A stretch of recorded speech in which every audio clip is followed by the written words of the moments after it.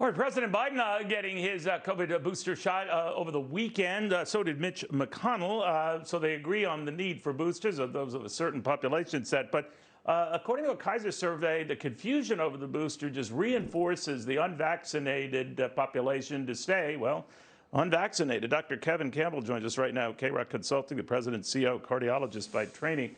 So, Doc, I'm not too surprised by that, but that's just what worries you, right? That people will read into this, forget it. I don't need it because they can't even agree on the booster.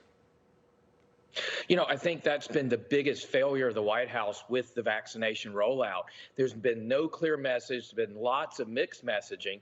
You've got the president getting ahead of the booster data, which he said he'd never do. And then you have the CDC contradicting what the advisory committee said. So I think there's lots of mixed messaging. I think rather than focus on boosters, we need to focus on getting more people vaccinated. This pandemic's not going to end until we have more vaccinated Americans. You know, Doctor, some of the unvaccinated say, I'm not getting this booster if I ever got vaccinated in the first place, because obviously the vaccination sort of wears out. Why should I bother? What do you tell them?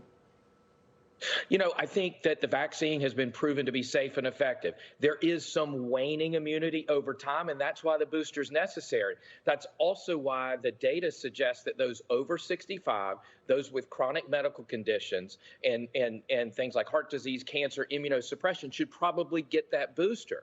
But all in all, there's nothing about the booster that says that the vaccine doesn't work. Do you tell your heart patients to get it, doctor? Absolutely. I think anyone with coronary artery disease, heart patients, you know, whether they have pacemakers, defibrillators, or valve surgery, it doesn't matter. They need this booster. They're vulnerable. They often have other comorbidities like diabetes, hypertension, high cholesterol that can make them very vulnerable to COVID. So, yes, I will be getting one as a healthcare worker as well. So let's say hypothetically, even if they're years out from heart surgery, what do you say? I think you absolutely, if you have a history of heart disease, you need to get the booster. I think that frontline healthcare workers probably need to get it. And I certainly think anyone 65 and older with a chronic condition should definitely get it. What about for kids? Not the booster, but the vaccine, 5 and up to 11. So what I'm hearing about that data right now is I think that this vaccine is very safe and effective. They've got the dosing right. The only reason it's not been approved yet is the FDA is a very slow process. They sent some more data today, as I understand it. I am perplexed as to why the White House has not appointed a full-time chief of the FDA in the middle of a pandemic, because that's the leadership we need right now.